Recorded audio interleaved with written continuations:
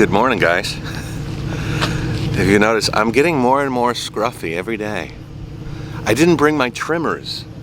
I just thought I was going to be going to Flagstaff and probably coming back to Detroit before I made any more adventures, but it's going to be a little while. We'll see how bushy I get. I'm with a bunch of bushy guys, though. Well, at least Dean. Dean's a bushy guy. This is Dean, if you got to remember. Well, that's his Jeep, but this is his rig. I'm at the Overland Expo East. I've done the Overland Expo Mountain West, I've done the Overland Expo West, and now I'm doing the Overland Expo East.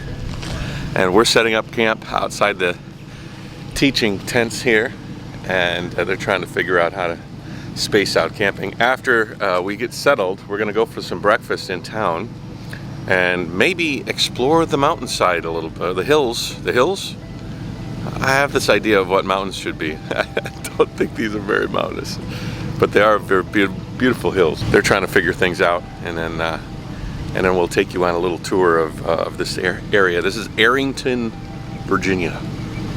Welcome to Arrington, Virginia. It might be a wet show.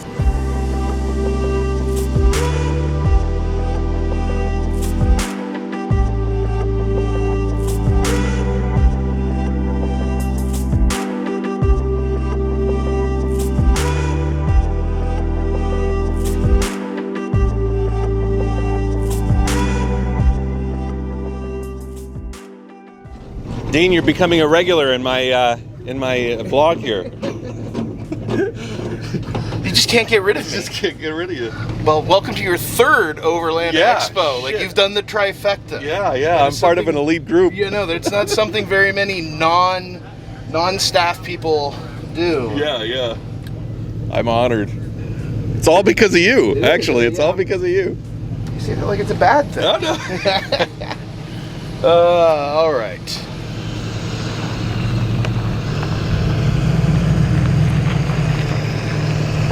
If you look at the top of that thing, those Zargis cases are expensive.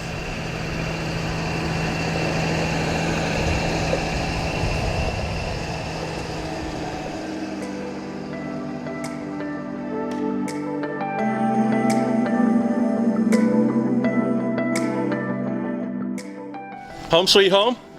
Something like that. Finally? Yeah, you know. This is what I call base camp mode. So I'm going to be somewhere for a couple days. Yeah. Set it up, interior space for changing, and if it's really heavy rain, got a wall. That was just my in and out travel mode. But that's the nice thing about this setup, is it's versatile. Yeah. I can drop it, base camp mode, you know, home away from home. So if I'm at an event for 3 or 4 days, set it up. Yeah. But if I'm traveling, you know, like you saw, we pull into a rest area, open the back door, crawl in, go to sleep. Yeah. Done. Very compact. Yeah, Dean's teaching right there. So like, that's like the ultimate spot, you know? Yeah, and then Rodney's teaching with us, and then Walt's teaching up in the classrooms, and then you're teaching the theater. Where's the theater? Theater's, I think, that big tent right there. there. Cool. It's either that one or the next one. Very convenient. This is a totally different venue than the last couple. Yeah. I think Loveland was a bit like this, like open field, but it was smaller, more intimate. This is then Flagstaff was like forested, and then this is more like just big open field and rain maybe. Yeah. Welcome to a temperate rainforest. So a little bit of history of this area. Blue Ridge Mountains are behind us, and they kind of run parallel to the Appalachian Mountains. And this side of the Blue Ridge Mountains was all settled by the English. You know, it's part of the Virginia colony, so it's one of the older colonies and colonial areas. But the Blue Ridge Mountains were kind of a natural barrier for people expanding west. So basically they would land in, you know, Norfolk or Virginia Beach area, and then they would kind of come to the Blue Ridge Mountains and then stop. The other side of the mountains, in between the Blue Ridge Mountains and the Appalachian Mountains, is the Shenandoah Valley, which we were talking about last night. Well, the Shenandoah Valley was actually settled by the Scott-Irish. And they emigrated in through Pennsylvania, through Philadelphia and New Jersey, and then they followed what was known as the Great Wagon Road, or the Wilderness Road. So the leading edge was the Wilderness Road, and then as it became more established, became known as the Great Wagon Road. And they would basically go west across southern Pennsylvania until they hit the Appalachian Mountains, And then from the Cumberland Valley down into the Shenandoah Valley, the Scott-Irish kind of settled the western side of the Blue Ridge Mountains and the eastern side of the Appalachians, and then basically continued down in that kind of series of valleys all the way into Kentucky and Tennessee. So the Blue Ridge Mountains west is all Scott-Irish, the Blue Ridge Mountains east is all English, and that is one of the things that led to the division of splitting West Virginia off during the Civil War, because the Scott-Irish were abolitionists, they were very anti-slavery, so they were like, we don't want to be part of Virginia. So what they did is they declared a new state capital in what is now West Virginia. The North, the Union, was like, we recognize that as the state capital, allowed them to secede from Virginia because Richmond was the capital of the Confederacy. And then that's one of the things that led to the split of West Virginia and Virginia. And what a lot of people don't realize is West Virginia was a northern state during the Civil War.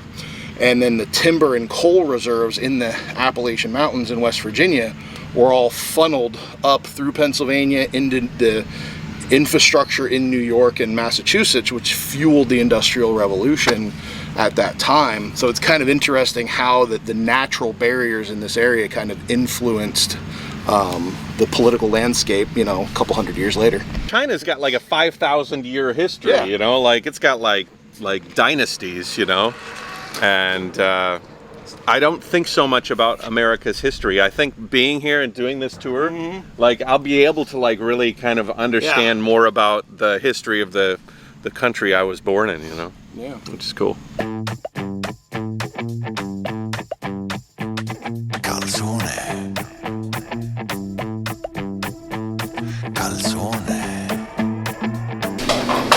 We're gonna grab some lunch. Pizza, Italian. I might get a calzone.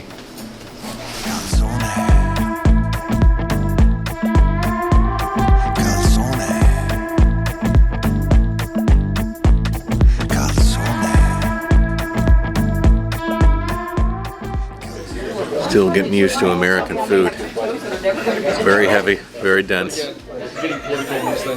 Not keto friendly, but I split it in half. I'll have the other half of the calzone later. You full? I am fat and happy right now. That cheesesteak, You're a happy and pumpkin. like you, I had to tap out. You're a happy taking half of it with me. Can't do it. We were looking at the desserts, but oh my gosh, yes, you got to see these desserts. yeah. There's a limit. There's a limit. I think we've hit the limit, but I'll tell you what, some of these look really, really good. So what now? Grocery store. Yeah, shopping for the show. And we're grocery shopping on a full stomach. Grocery shopping on a full stomach is not a good idea, because you're not really gonna want anything. You'll be like, I'm too full for that shit. What's the shopping center? Is it a local place? It's called Food Lion, or as the locals call it, the Hungry Kitty. Yeah, this is Dean's backyard.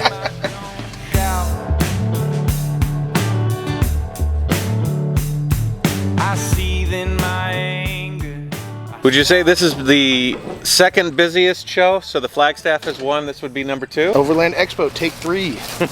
Yeah. Can you hear me now? All right, we've done a little walk around.